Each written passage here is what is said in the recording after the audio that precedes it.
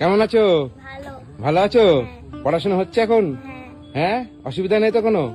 না। আচ্ছা, তোমাদের বাড়ি ঘর তো পুরো চেঞ্জ হয়ে গেছে, হ্যাঁ তাই না? বাড়ি ঘর তো চেঞ্জ হয়ে গেছে। হ্যাঁ। আচ্ছা আচ্ছা, তো মা কোথায়? ভেতরে। একদম। আচ্ছা, আসেন। নমস্কার দাদা।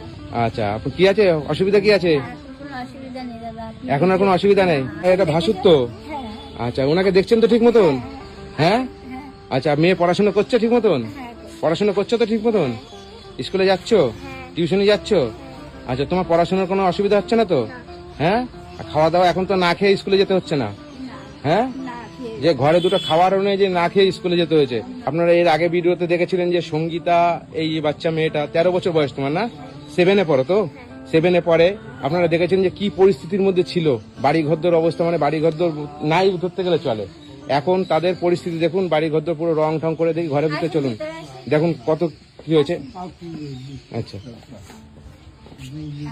হ্যাঁ, এই হচ্ছে ঘর বাড়ির অবস্থা। এই খাটটা একজন দিয়েছে, তাই তো? হ্যাঁ। এই খাটটাই ভিডিওর মাধ্যমে একজন দিয়েছে। ভিডিওর মাধ্যমে একজন দিয়েছেন। এই আলমারিটাও একজন দিয়েছে। একজন দিয়েছে। হ্যাঁ। আচ্ছা আচ্ছা। আর এটা ওই যে আমার সঙ্গে ছিল ভিডিও, হ্যাঁ, হ্যাঁ। সেই আমার একটা বান্ধবী আর কি দিয়েছে। আচ্ছা আচ্ছা, মানে বাড়ি ঘর রং ঠং করে একদম টিন ফিন লাগিয়ে পুরো নতুন হয়ে গেছে বাড়ি ঘর। মানে এই খাট।